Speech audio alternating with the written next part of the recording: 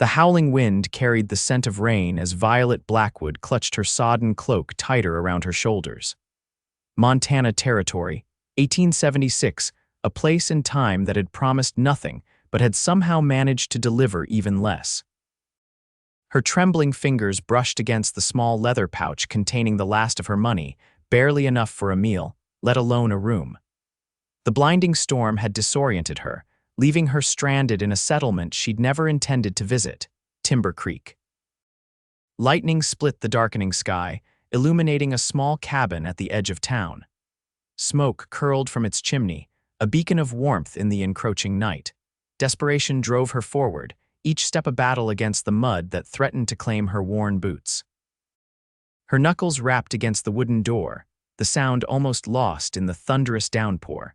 When the door swung open, Violet found herself staring into the most piercing blue eyes she'd ever seen. The man before her stood tall, his broad shoulders blocking the light from within.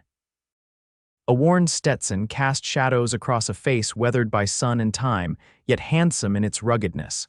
"Please," she managed through chattering teeth. "I need shelter just for tonight." The stranger studied her for a long moment before stepping aside. "You deserve more than shelter, you deserve my heart," the cowboy said as he opened his door wider. "But for now, come in from the rain, miss." Violet hesitated, weighing the danger of entering a stranger's home against the certainty of pneumonia if she remained outside. Something in his eyes, a gentleness that belied his rough exterior, made the decision for her. "Thank you," she whispered, stepping into the warmth of the cabin. "Name's Wade Reynolds," he said, closing the door against the howling wind. "And you look like you've had quite a journey."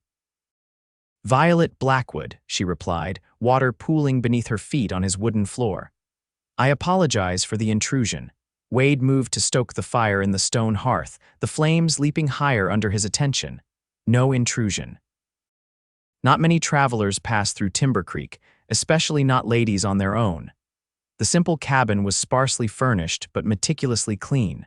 A wooden table with 2 chairs sat near a small kitchen area. A bed tucked in the corner was covered with a handmade quilt. Shelves lined one wall, filled with books, an unexpected sight in this frontier outpost. "I wasn't planning to come here," Violet admitted, still standing awkwardly by the door. "I was heading to Helena when the stage lost a wheel. The driver said the next coach wouldn't come through for 3 days." Wade nodded, understanding dawning on his face. "And you couldn't afford 3 days at the hotel?" It wasn't a question. Violet lifted her chin slightly. "I have means, Mr. Reynolds, just not excessive ones."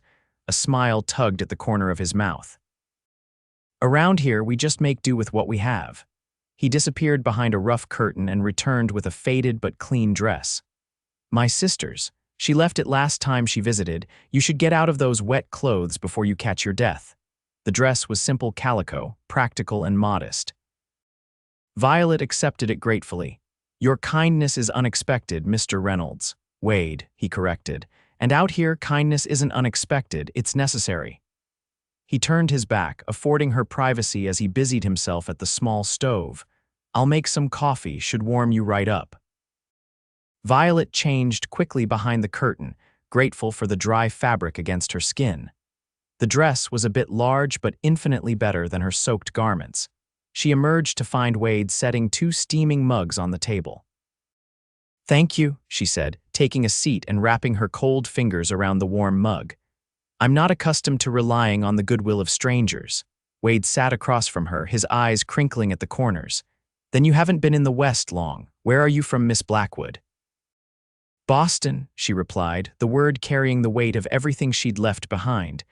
"And please call me Violet." "Boston," he repeated, respect coloring his tone.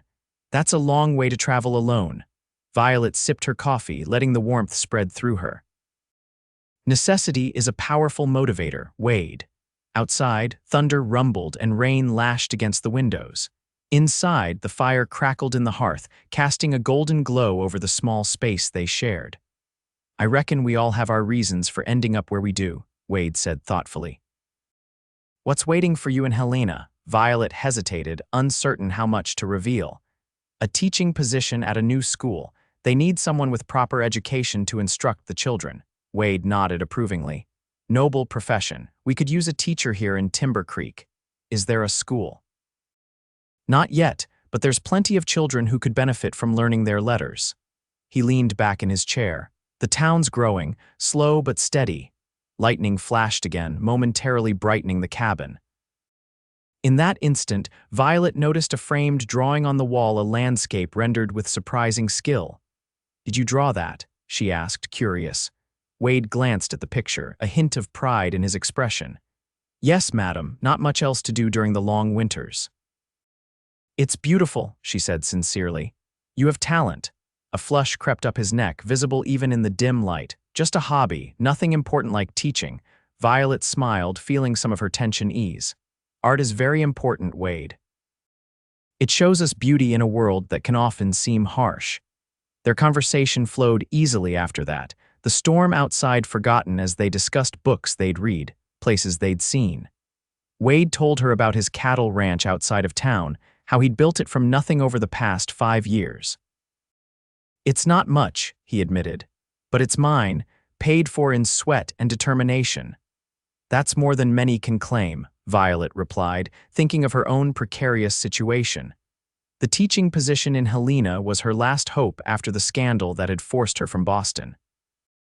As the evening wore on, Wade prepared a simple but hearty stew. They ate together at the small table, the domesticity of the scene not lost on Violet. It had been a long time since she'd shared a meal with anyone. "You never said what brought you all the way from Boston," Wade said as he collected their empty bowls. Violet tensed, her fingers tightening around her mug. "Sometimes it's easier to start anew where no one knows your name or your past." Wade studied her face for a long moment. "I understand that better than most."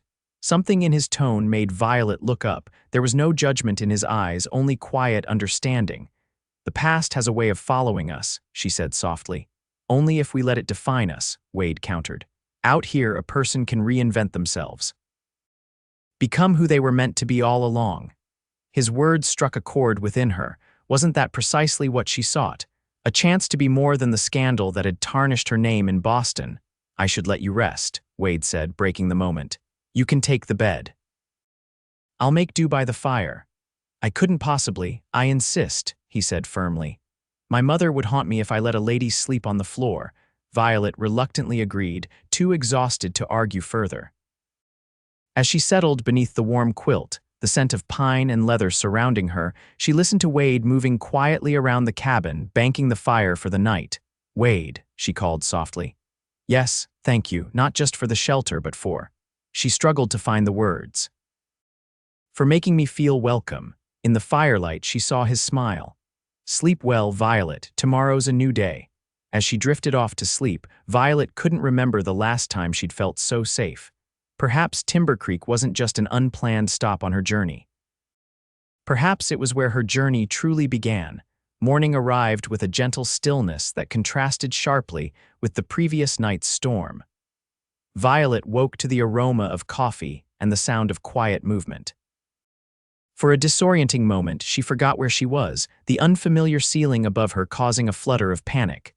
"Good morning," Wade's deep voice called from across the cabin. "Hope I didn't wake you." Memory rushed back and Violet sat up, smoothing her borrowed dress. "Not at all. I should have risen earlier." Wade stood at the small stove, his back to her as he tended to what smelled like flapjacks. "No rush. Storms passed, but the roads will be mud for days. That stage won't be running anytime soon." The realization settled heavily on Violet. Her journey to Helena was delayed indefinitely, and her meager funds wouldn't stretch to cover a prolonged stay at the town's hotel. "I've imposed on your hospitality long enough," she said, rising from the bed and folding the quilt neatly. "Perhaps there's work in town I could find while I wait." Wade turned, spatula in hand, his expression thoughtful. "Actually, I might have a proposition for you." He hesitated, seeming to choose his words carefully. "I mentioned last night that Timber Creek needs a teacher. It's not as established as Helena, but the town council's been setting aside funds for education." Violet's heart quickened. "Are you suggesting—" "I'm on the council," Wade explained, returning his attention to the flapjacks. We've been looking for someone qualified, but city folk don't often choose to settle in places like this. If you're interested, I could speak with the others today. But the position in Helena will likely still be there if you decide Timber Creek isn't to your liking," Wade finished. "But at least this way, you'd have employment while you wait for the stage." Violet considered the offer. A temporary teaching position would solve her immediate financial concerns and give her purpose during the delay. Yet something in Wade's tone suggested he hoped it might become more than temporary. "I would be honored to teach the children of Timber Creek," she said finally, "even if only for a short while." Wade's smile was warm as he placed a plate of golden flapjacks before her.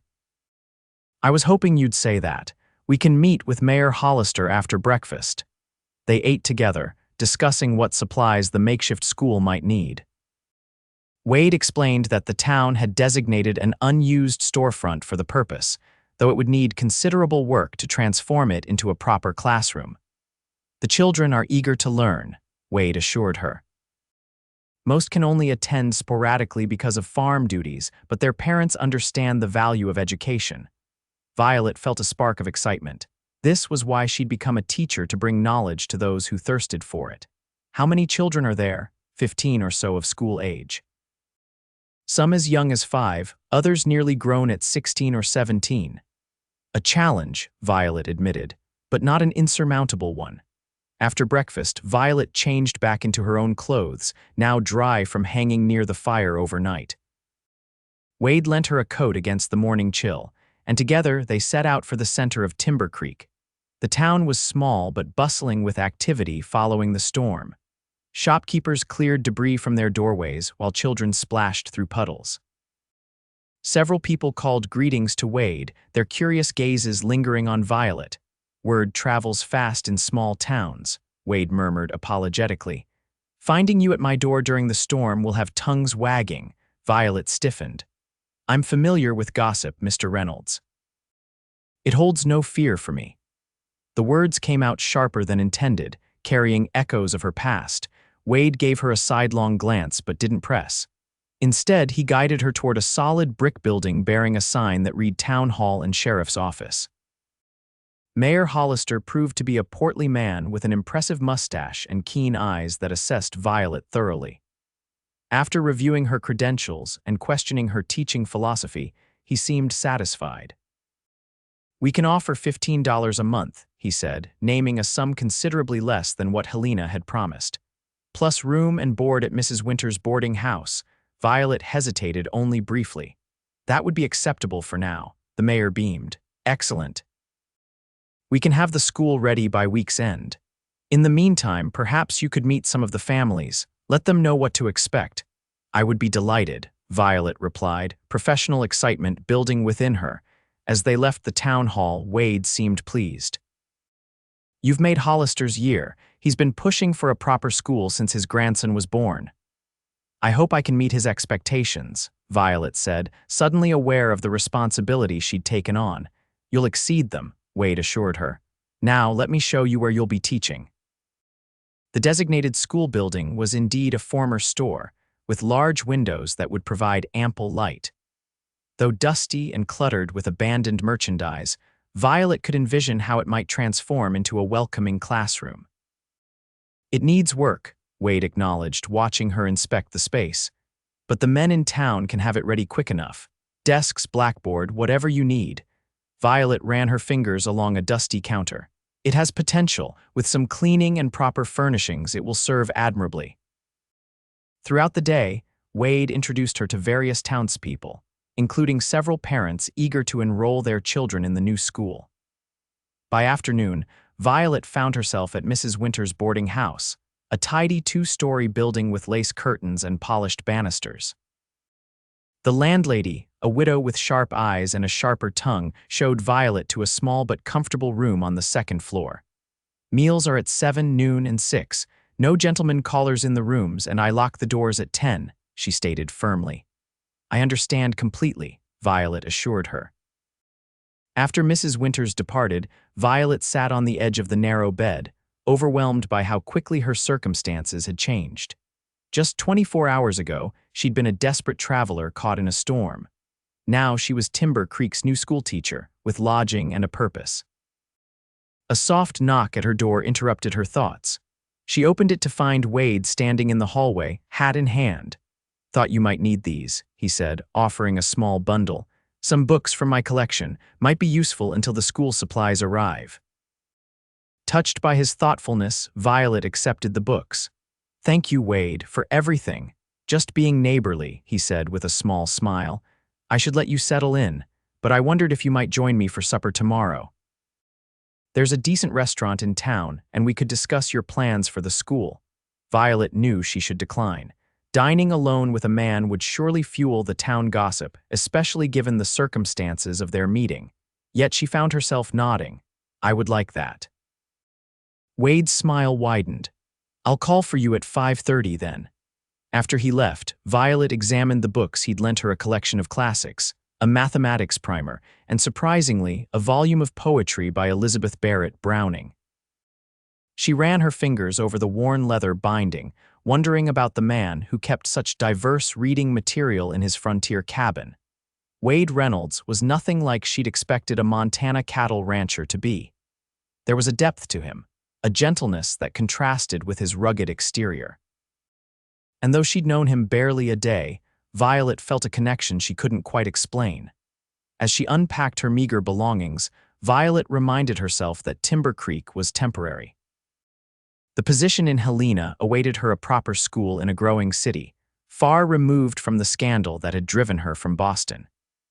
Yet as she gazed out her window at the small but vibrant town below, something whispered that her plans might be changing in ways she never anticipated.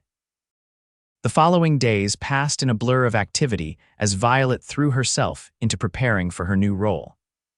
The men of Timber Creek, led by Wade, transformed the old storefront into a respectable schoolroom with remarkable efficiency. They constructed simple but sturdy desks, installed a proper blackboard, and even built shelves for the books that Mayor Hollister ordered from Helena. Violet created lesson plans, trying to accommodate the varied ages and abilities of her future students. She visited families, meeting children who regarded her with mixtures of shyness and curiosity. Some had never had formal schooling before, while others had learned basic reading and arithmetic from parents or older siblings. Throughout it all, Wade remained a constant presence, offering support and encouragement. Their dinner at the town restaurant had stretched into hours of conversation, discovering shared interests and complementary viewpoints. They began taking evening walks together, discussing books or debating philosophical questions as the sun set behind the distant mountains. The townspeople noticed, of course. Violet caught the knowing glances, heard the whispered conversations that stopped when she approached. Yet unlike Boston, there seemed no malice in the gossip, merely the natural interest of a small community observing a budding relationship. 1 week after her arrival in Timber Creek, Violet opened the schoolhouse doors for the first day of classes. 15 children, ranging from 5-year-old Tommy Hollister to 17-year-old Abigail Peterson, filed into the room with expressions varying from excitement to resignation. "Good morning," Violet greeted them, pushing aside her nervousness. "I am Miss Blackwood, and I am honored to be your teacher." From the back of the room, Wade watched with an encouraging smile. He'd insisted on being present for the first day, just in case you need an extra pair of hands. The children, already accustomed to his presence around town, seemed reassured by his being there. The day progressed better than Violet had dared hope. The younger children were eager to learn their letters, while the older ones showed surprising aptitude for mathematics and history. By dismissal time, Violet felt a deep sense of satisfaction that she hadn't experienced in her previous teaching positions. "You're a natural," Wade commented as the last student departed. "They respect you already." Violet gathered her teaching materials, pleased by his praise. "They're bright children, eager to learn. Most haven't had the opportunity before," Wade said, helping her erase the blackboard. "This means more to them and their families than you might realize." "I'm beginning to understand that," Violet admitted. "In Boston, education was taken for granted."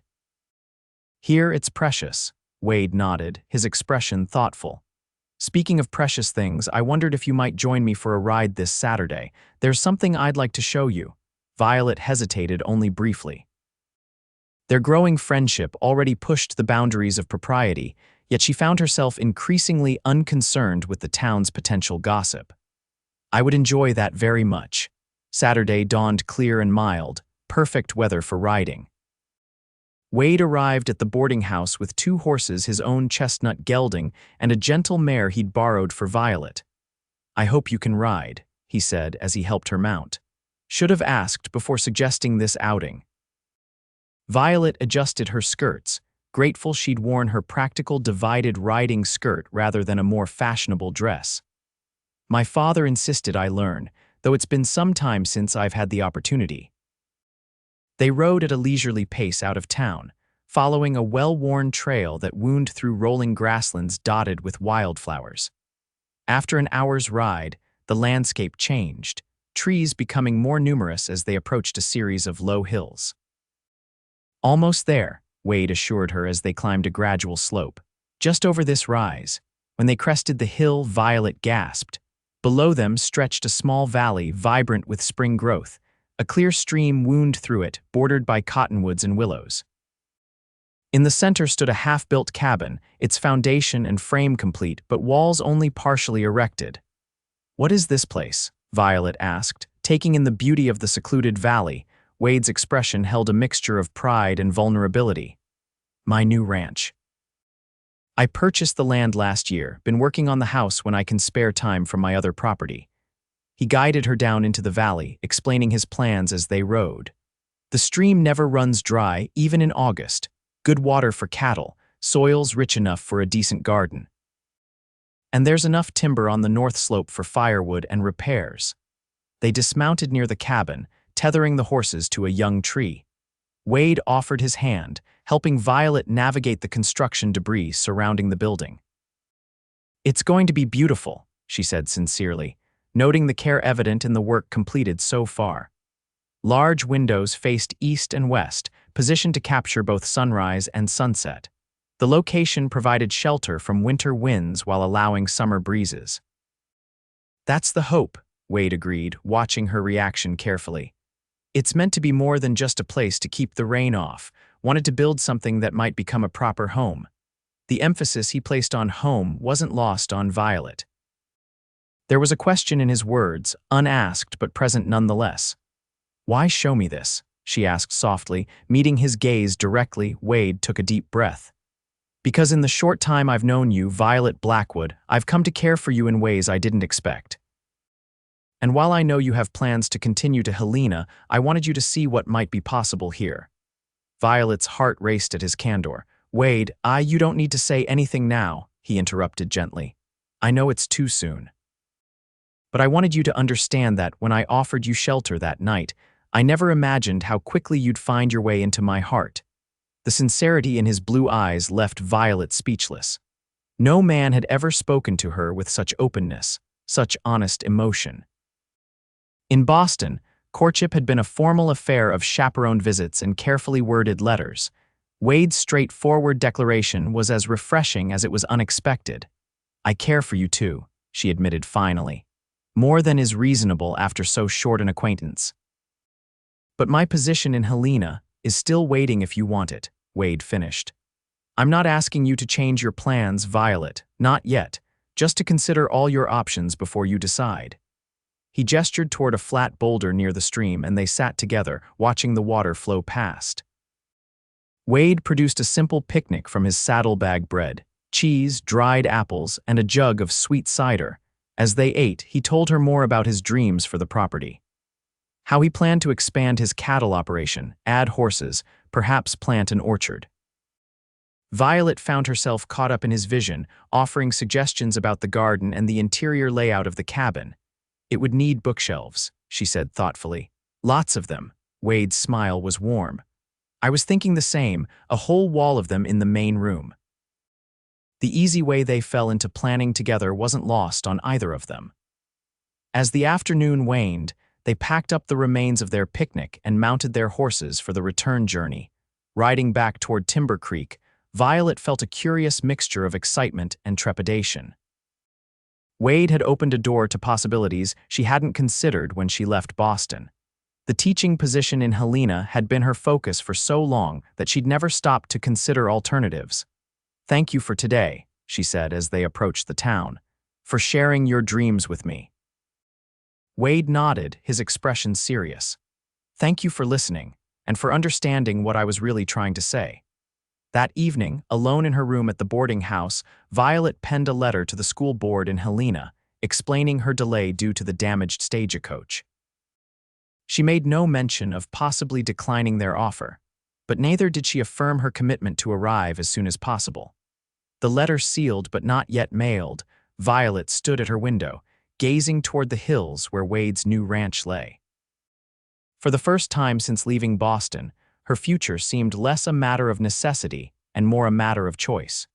2 weeks into her tenure as Timber Creek's teacher, Violet received a letter that shattered her growing contentment. The Helena School Board expressed impatience with her delay and requested her immediate presence, stating that if she did not arrive within 10 days, they would offer the position to another candidate. The ultimatum forced a decision Violet had been avoiding. Her growing attachment to Timber Creek and to Wade made the prospect of leaving increasingly difficult to contemplate. Yet the Helena position offered security and prestige that the small frontier town couldn't match. That evening, she sought Wade at his cabin, needing his perspective. He listened gravely as she explained the situation, his expression giving nothing away. "What do you want to do?" he asked when she finished, his voice carefully neutral. Violet paced the small room, emotions warring within her. "The logical choice is Helena. It's a permanent position with better pay in a growing city with more opportunities." Wade nodded, still maddeningly calm. "And the illogical choice," she stopped pacing, meeting his gaze directly, "staying here, where I've only been promised work until the end of the term. Where the future is uncertain," she hesitated before adding softly, "but where I've found unexpected happiness." Something flickered in Wade's eyes, hope, perhaps. "Violet, I would never ask you to give up your dreams for me. But I need you to know that if you chose to stay, you wouldn't be choosing uncertainty." He crossed the room to stand before her, taking her hands in his. "I can't offer you city comforts or social standing, but I can promise that you would never lack for anything essential. The school board has already discussed making your position permanent, and as for us," he paused, gathering his courage, "I want a future with you in it, however that might look." Violet's heart raced at his words. "Wade, we've known each other so briefly. Some things don't need time," he interrupted gently. "Some things you just know deep down from the first moment." The truth of his words resonated within her. Hadn't she felt that connection from their first conversation? That sense of having found someone she hadn't known she was searching for. "I need to think," she said finally. "This isn't a decision to make impulsively." Wade released her hands, stepping back to give her space. "Of course. But Violet, whatever you decide, know that meeting you has been the greatest blessing of my life." She left his cabin with her thoughts in turmoil, walking the quiet streets of Timber Creek as dusk settled over the town. Lights glowed in windows, families gathering for evening meals. From the saloon came the sound of a piano, slightly out of tune but cheerful nonetheless. This small community had welcomed her without question, offering not just employment but genuine belonging. Her students were making remarkable progress, their eagerness to learn reigniting her passion for teaching. And Wade offered something she'd never expected to find, a partnership based on mutual respect and genuine affection. Helena promised security and advancement, but would it provide the same sense of purpose? The same connection to community? The same opportunity for a relationship founded on honesty rather than social convention? By the time Violet returned to the boarding house, her decision was made. The following morning, she posted 2 letters, one to the Helena School Board regretfully declining their position, and another to her former colleague in Boston, requesting that her personal books and teaching materials be sent to Timber Creek. When she informed Mayor Hollister of her decision to remain permanently, his delight was exceeded only by that of her students, who cheered the news. The school board immediately offered her a contract through the following year, with the promise of renewal if enrollment continued to grow. Telling Wade proved more difficult, not because she feared his reaction, but because the depth of her own feelings frightened her. They met by the creek at the edge of town, a place they'd taken to walking in the evenings. "I've made my decision," she said without preamble. Watching his expression carefully, Wade nodded, bracing himself visibly. "Helena." "No," Violet said softly. "Timber Creek, if you'll still have me." The joy that transformed his face was answer enough, but he put it into words nonetheless. "Violet Blackwood, I would have waited years for you if necessary. The fact that you've chosen to stay." He shook his head, seemingly at a loss for words. "It's not just because of you," she felt compelled to clarify. "Though you're a significant part of my decision, it's this place, these people.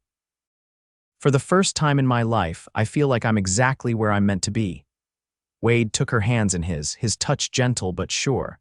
"I understand, and I'm grateful not just for myself but for Timber Creek. You've already made such a difference here." They walked together along the creek, discussing the future, her plans for the school, his work on the new ranch, the gradual evolution of their relationship. Neither rushed to define what they were becoming to each other, content to let their feelings develop naturally. Spring gave way to summer, bringing longer days and the end of the school term. Violet spent her newfound free time helping Wade with his new ranch, learning about cattle raising, and continuing to visit the families of her students to discuss their educational progress. The half-built cabin in the valley took shape as Wade devoted more time to its construction. Violet often accompanied him, bringing picnic lunches and offering opinions on various aspects of the design. Together they planted a small garden, Wade teasing her about her city-bred notions of agriculture while acknowledging her unexpected aptitude for growing things. On a particularly warm July evening, they sat on the cabin's partially completed porch, watching the sunset paint the valley in gold and crimson. Violet leaned against Wade's shoulder, content in the comfortable silence they'd come to share. "I received a letter from my sister today," Wade said eventually. "She's planning to visit next month, wants to meet the woman who's tamed her wild brother, as she puts it." Violet chuckled. "I look forward to meeting her. Will she stay long? A week or two?" "She lives in Denver now with her husband." He paused, seeming to gather his thoughts. "It got me thinking about family, about the future." Something in his tone made Violet sit up straighter, turning to face him. "What about the future?" Wade took her hand, his expression serious yet tender. "Violet, these past months have been the happiest of my life. Every day I spend with you confirms what I knew that first night, that you are the woman I want to share my life with." Violet's breath caught as Wade reached into his pocket and withdrew a small wooden box. Opening it revealed a ring, a simple gold band set with a small but brilliant diamond. "It was my grandmother's," he explained. "My father gave it to me before he died, said I should save it for the right woman." He took a deep breath. "Violet Blackwood, I love you. Would you do me the honor of becoming my wife?" Tears welled in Violet's eyes as emotion overwhelmed her. This man, this place, they had become her world in ways she never could have anticipated when she arrived drenched and desperate at his door. "Yes," she whispered, her voice strengthening as she repeated, "Yes, Wade Reynolds, I will marry you." The ring fit perfectly as he slipped it onto her finger, sealing their commitment with a kiss that promised a lifetime of companionship and love. News of their engagement spread quickly through Timber Creek, met with approval and congratulations. The women of the town immediately began planning a proper celebration, while the men offered to help Wade complete the cabin before the wedding. Violet wrote to her few remaining friends in Boston, sharing her happiness with those who had stood by her through the scandal that had ultimately led her west. Their replies expressed surprise but genuine pleasure at her good fortune. Wade's sister Olivia arrived as promised in August, a vivacious woman whose initial scrutiny of Violet quickly gave way to warm acceptance. "He's different with you," she confided during a private moment. "Happier, more settled. You've given him something he's been searching for his whole life." "He's given me just as much," Violet replied honestly. "A home, a purpose and love I never expected to find." The wedding took place in early September when the valley blazed with autumn colors. They chose to hold the ceremony at the new ranch, symbolizing their fresh start together. The entire town turned out, the children from Violet's school forming an honor guard that showered the couple with wildflower petals as they processed to the improvised altar. Reverend Collins performed the ceremony beneath an arch Wade had constructed from young aspen trees. Violet wore a cream-colored dress ordered specially from Denver, adorned with lace from her mother's wedding gown. Wade stood tall and proud in a new suit, his weathered face solemn until the moment he said, "I do," when a smile of pure joy transformed his features. "I, Wade Reynolds, take you, Violet Blackwood, to be my lawfully wedded wife," he vowed, his voice steady and sure. "To have and to hold from this day forward, for better or worse, for richer or poorer, in sickness and in health, to love and to cherish, till death do us part." Violet repeated the vows, her heart full to bursting as she pledged herself to this man who had offered her not just shelter but his heart on that stormy night that now seemed so long ago. "By the power vested in me," Reverend Collins proclaimed, "I now pronounce you husband and wife. You may kiss your bride." Wade's kiss was gentle yet filled with promise, sealing their commitment before God and their community. As they turned to face their friends as husband and wife, Violet knew with absolute certainty that she had made the right choice in staying in Timber Creek. The celebration continued well into the evening, with food and music and dancing under lantern light. As dusk fell, Wade led Violet to their cabin, now completed and furnished with a mixture of his possessions and new items purchased for their shared life. "Welcome home, Mrs. Reynolds," he said softly as they crossed the threshold. Violet took in the cozy main room with its stone fireplace and the promised wall of bookshelves, already partially filled with their combined collections. Everything spoke of careful planning and consideration for what would make her happy. "It's perfect," she whispered, turning to embrace her husband. "Everything I could have wished for." "There's still work to be done," Wade cautioned. "The upstairs rooms need finishing and the barn's only half built."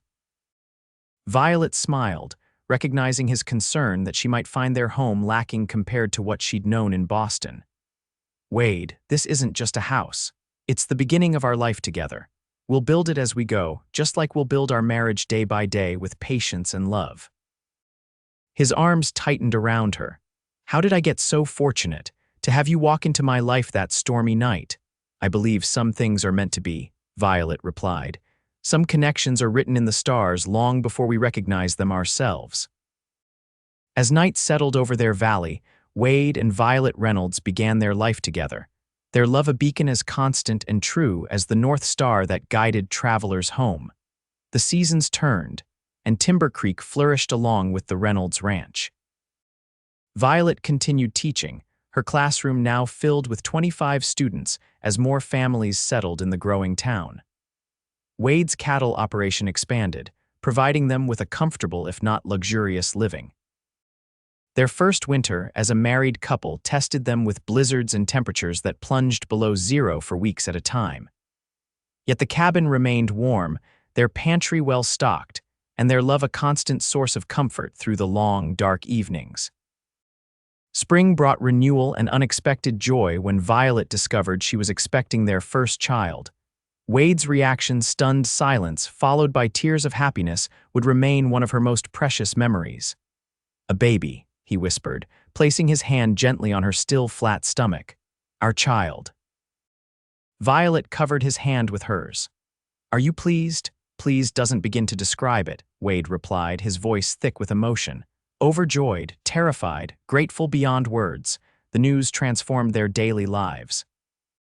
Wade became even more protective, insisting on hiring help for the heavier household chores, despite Violet's protests that she remained perfectly capable. The town embraced their happiness, with women offering advice and hand-me-down baby items, while men added a nursery to their cabin with remarkable speed. William James Reynolds arrived on a crisp autumn morning after a difficult but ultimately successful labor. Wade, who had paced outside until permitted to enter, wept openly when the midwife placed his son in his arms. "He's perfect," he murmured, gazing at the tiny face with its shock of dark hair. "Perfect like his mother." Motherhood changed Violet in ways she hadn't anticipated. The fierce love she felt for her son matched only by her deepening bond with Wade as they navigated parenthood together.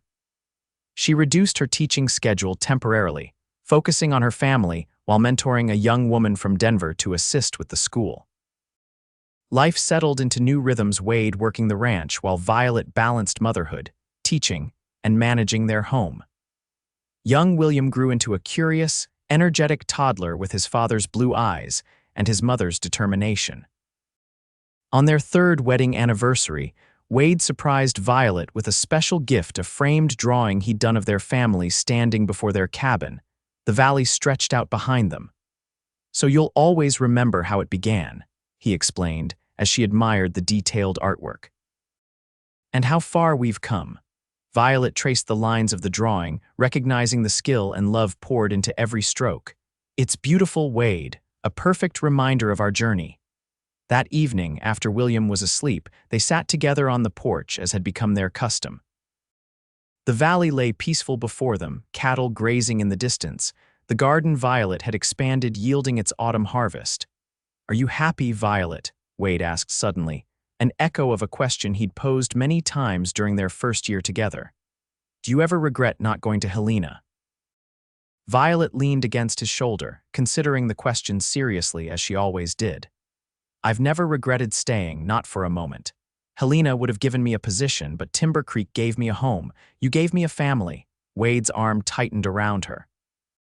"I thank God every day for the storm that brought you to my door." "As do I," Violet agreed softly. "Though I suspect we would have found each other somehow, storm or no storm. Some things are simply meant to be." As they watched the stars appear one by one in the darkening sky, Violet reflected on the journey that had brought her to this moment. The scandal in Boston that had once seemed the end of her hopes had instead been the beginning of something far more precious than she could have imagined. "I have news," she said after a comfortable silence. "I wasn't sure until today, but..." Wade turned to look at her, understanding dawning in his eyes. "Violet, are you saying?" She nodded, smiling at his expression of dawning joy. "Yes, William will have a brother or sister come spring." His whoop of delight echoed across the valley as he lifted her into a careful embrace. "Another child, our family growing just as we planned. Just as we dreamed," Violet corrected gently. "Though I don't recall planning quite so soon," Wade laughed, his happiness infectious. "The best things in life rarely follow our careful plans, my love. They arrive in their own time, like a certain schoolteacher during a thunderstorm." Violet joined his laughter, marveling at how completely her life had transformed in the years since that fateful night. From a desperate traveler seeking temporary shelter to a beloved wife, mother, and respected teacher, her journey had been unexpected but perfect in its own way. As they returned inside, Violet paused to look back at the valley bathed in moonlight. The life they'd built together was solid and true, founded on mutual respect and deepening love. Whatever challenges the future might hold, they would face them together, their bond strengthening with each passing season. "You deserve more than shelter. You deserve my heart," Wade had said on that first night, opening not just his door but the possibility of a future Violet could never have envisioned for herself. In accepting both his shelter and his heart, she had found not just security but profound happiness, a testament to the unexpected paths that love can illuminate when we have the courage to follow them.